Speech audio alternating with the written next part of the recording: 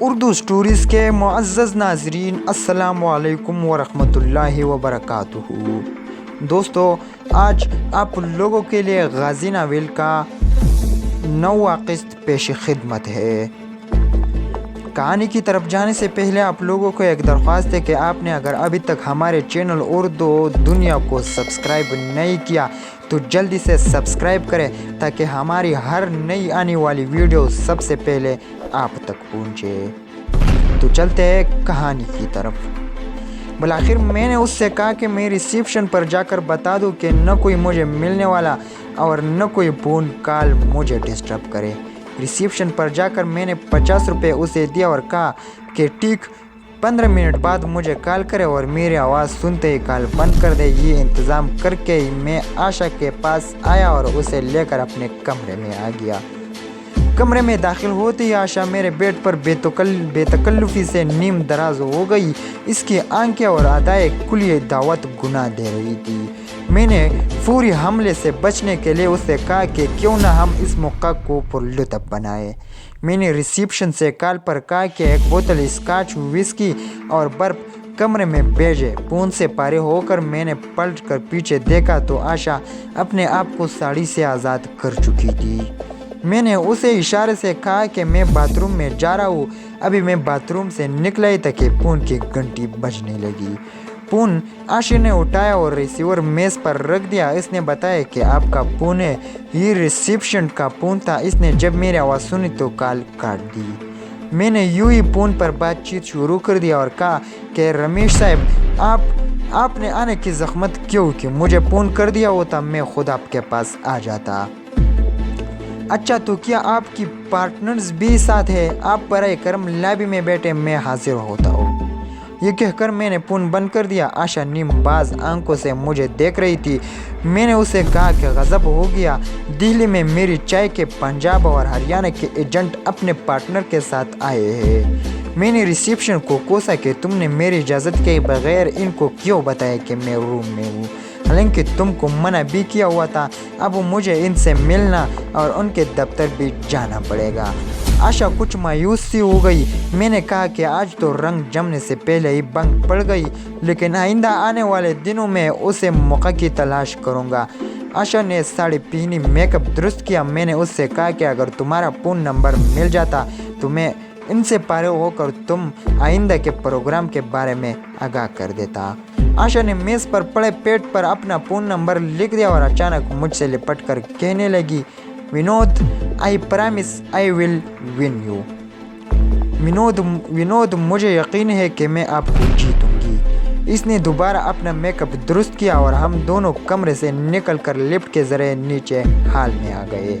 میں اسے چھوڑنے کے لیے باہر تک آیا۔ باہر وہ ایک غیر ملکی کور ٹیبل گاڑی میں بیٹھی اور تیز رفتاری سے ڈرائیونگ کرتے ہوئے چلی گئی۔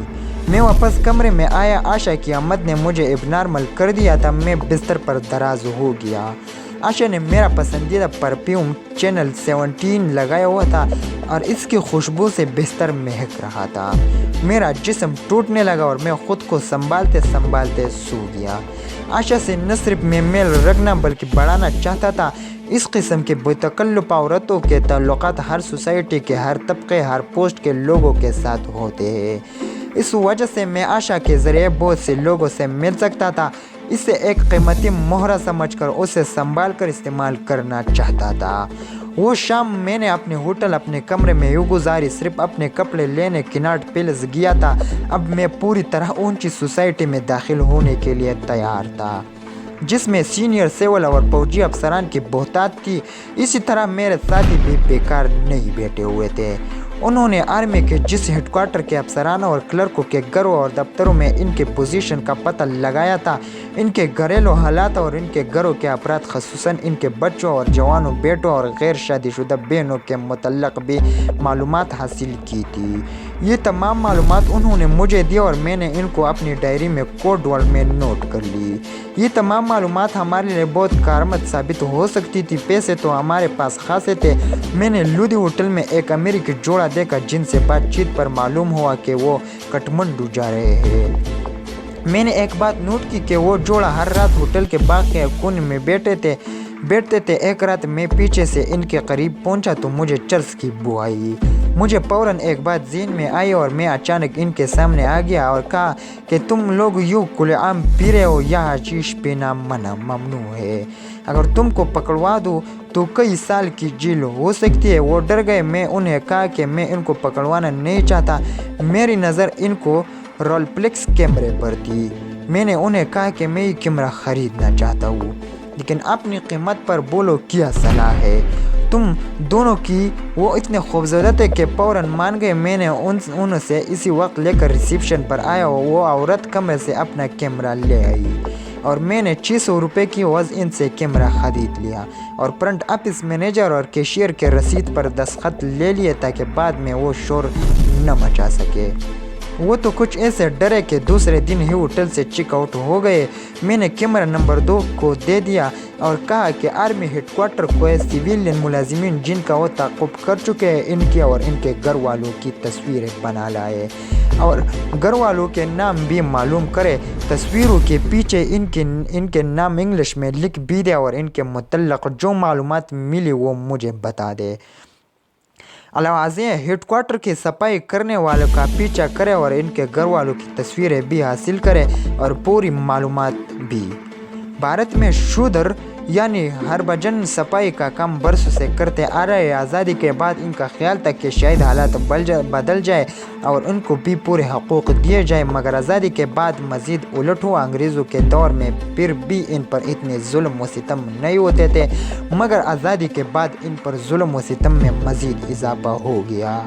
शूद्र को हरभजन का नाम तो दे दिया गया, लेकिन हर गांव से बाहर उन्हें रहने की जगह दी गई और इनको अपनी हर बस्ती पर सुर्ख झंडा लहराने का हुक्म दिया गया। इनके कन्वे और मंदिर तक अलग है। कोई भी शूद्र ऊंची जात के हिंदुओं के कोनों से पानी ले सकता है और इनके मंदिरों में जा सकता है। इसी सूरत हाल को हरभजन ज़्यादा और सब बर्दाश्त न कर सके और हरभजन मर्द डाकू और पुलंदीवी जैसी सैकड़ों डाकुओं की टोलियाँ बनी, जिन्होंने ऊंची जात के हिंदुओं से अपनी जिल्लत का खूब बदला लिया। हिंदू अब हरभजन पर बहुत कम एतबार करते हैं। सफाई करने वाले हरभजनों के अलावा ईसाई है। भारत में भी आर्मी और दीगर हिंदुओं के घरों में सफाई करने के लिए ईसाई रखे जाते हैं और मेरे प्लान के मुताबिक मुझे इन सफाई करने वाले से बहुत काम लेने थे, इसलिए मैं इनके मुतल्लिक़ तमाम मालूमात हासिल करना चाहता था। मैंने अपने चारों साथियों को इस काम पर लगा दिया। इस दौरान मुझे आशा के 3-4 फ़ोन आए और मैंने उनसे फ़ोन पर अपनी तड़प और मोहब्बत का ऐसा यकीन दिलाया कि इसकी आतिश शौक़ और भड़क। मैंने उससे कहा कि मेरी चाय की बहुत बड़ी कैब बम्बई पहुंच चुकी है और यहाँ नमी वाले मौसम की वजह से चाय ज़्यादा देर स्टोर नहीं की जा सकती। मैं उसे इस इलाके में भेजने की कोशिश कर रहा हूँ, इसलिए इसे नहीं मिल सका और मज़ीद चंद रोज़ मसरूफ़ रहूँगा। फारिग होते ही तुमसे मिलने पहुंच जाऊंगा। एक रोज़ दोपहर से ज़रा पहले सर्विस क्लब चला गया। रिसेप्शन बोर्ड पर वहाँ राइश ऑफिसर्स के नाम लिखे हुए थे। मैंने जल्दी 2 नाम और इनके रैंक नोट किया और क्लब सेक्रेटरी के कमरे में चला गया और लिखे हुए नामों में से एक कर्नल का पूछा। इसने कहा कि इस वक्त वो ड्यूटी पर गए हुए, शाम 7 बजे के बाद मिल सकेंगे। मैंने उसका शुक्रिया अदा किया और कहा कि मैंने कर्नल साहब को पहले कभी नहीं देखा और एक दोस्त के रेफरेंस से मिलना चाहता हूँ। सिक्योरिटी ने कहा कि शाम को भी यही होगा। सेक्रेटरी ने कहा कि शाम को भी यही होगा, आपको ले चलूँगा। इस शाम में निहायत अच्छे अंदाज में ड्रेस अप होकर सर्विस क्लब चला गया। सेक्रेटरी अपने दफ्तर में मौजूद नहीं था। मैं क्लब के लान में टहलने लग गया। क्लब में मेंबरों की आमद शुरू हो चुकी थी। टहलने के दौरान मैं इन पर भी नज़र रख रहा था। सिविल ड्रेस और यूनिफॉर्म में कुछ ऑफिसर्स अलग अलग ग्रुप बनाए खड़े थे, जबकि इनके कुछ फासिले पर अधीर उम्र टॉप ब्रास का अपना अलग ग्रुप था।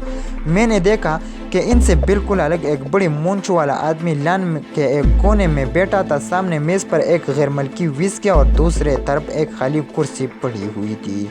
मुझ तजस्सुस की बिना पर मैं टहलता हुआ इस तरफ गया। वो शराब की हल्की हल्की चस्कियाँ ले रहा था। इसके ज़रा पीछे कुछ फासले पर एक जवान मुअद्दब खड़ा था जो शायद इसका बैटमैन था। मैं इससे कुछ फासले पर खड़ा हो गया और इधर इधर अजनबी बनकर देखने लगा और कभी कभार इसकी तरफ भी देख लेता और कभी अपनी घड़ी पर देखने लगता और ऐसे जाहिर कर रहा था जैसे किसी का इंतज़ार कर रहा हूँ। इसका अंदाज़ा देखकर मुझे रिटायर जनरल गुल हुसैन याद आ गए जो दौरानी सर्विस भी रावलपिंडी प्लेस मेज़ होटल में रहते थे और सर शाम ही लान में अपनी महफल सजाते थे। कराची में रिटायर ब्रिगेडियर नसीरुद्दीन हमायून जो KDA के साबिक चेयरमैन भी थे कराची क्लब में इसी तरह अलग थलग शाम गुजारते थे।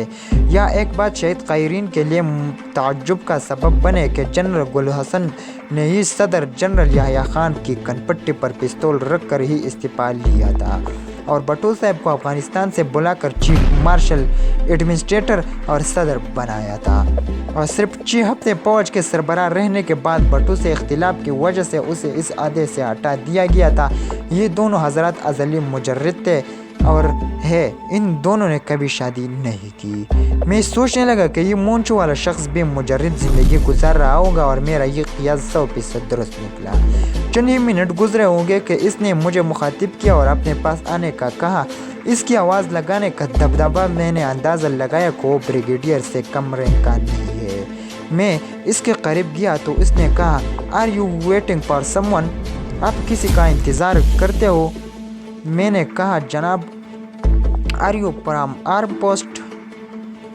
क्या आप फौजी सर्विस से है? मैंने कहा, जनाब आपने आधा दुरुस्त कहा और आधा गलत।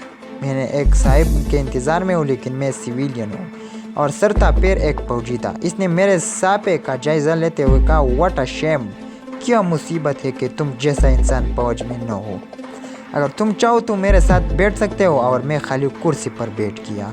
मैंने अपने तारुफ करवाया तो उसने कहा कि मैं कर्नल और जनरल हेडक्वार्टर में काम करता हूँ। मैंने उससे कहा कि आपने एक बात नहीं बताई कि आप गैर शादीशुदा हैं और मुझे चंद सेकंड में मुझे घूरता रहा और फिर बोला कि ये तुम कैसे जानते हो। मैंने जवाब दिया, sir this is observation and pace reading. Sir ये एक तजुर्बा और चेहरे की पढ़ाई है। मैंने इसके चेहरे को बगौर देखते हुए कहा और अपनी बात जारी रखते हुए कहा कि आप बहुत ज़्यादा क़ुव्वती इरादे और फैसलाकुन शख्सियत के मालिक हैं। आपने सिर्फ एक बार मोहब्बत की और इसमें नाकामी के बाद आपने पावर और डिसिप्लिन से शादी कर ली। शाम का वक्त जो आप तुल्ख यादों को ताज़ा कर देता है आप शराब में डूब कर गुजारते हैं। कर्नल हक्का बक्का मुझे देखता तकता रहा। मुझे ऐसा महसूस हुआ कि कर्नल बड़ी मुश्किल से अपने आंसू को ज़ब्त किए हुए है। वो कुर्सी पर संभल कर बैठ गया और एक पैक बनाकर मेरे सामने रख दिया, सोडा या पानी। मैंने जवाब दिया, अंदर आँख, सिर्फ बर्फ। कहा। इसने मेरे गिलास में बर्फ के चंद टुकड़े डाल दिया। कर्नल ने मेरे की हुई बात का कोई जवाब नहीं दिया लेकिन ये कहा कि मुझे तुमसे मिलकर बहुत खुशी हुई। जब जी चाहे शाम को मेरे पास आ जाया करो। The very limited circle of my friend you are addition. मेरे चंद दोस्तों में आपकी इजाफा हुआ है। कर्नल ने मुझे कुछ देर अपनी बैटमैन को बुलाने के लिए गर्दन को पीछे मोड़ा तो मैंने अपना गिलास लान की घास पर अंडील दिया और थोड़ी देर बाद माजरत करते हुए इसके पास से उठ गया। तो दोस्तों ये था गाजी नावल का 9वां किस्त। 10वां किस्त कल इंशाल्लाह उर्दू दुनिया के स्क्रीन पर आप लोगों के लिए पेश किया जाएगा। शुक्रिया, वस्सलाम।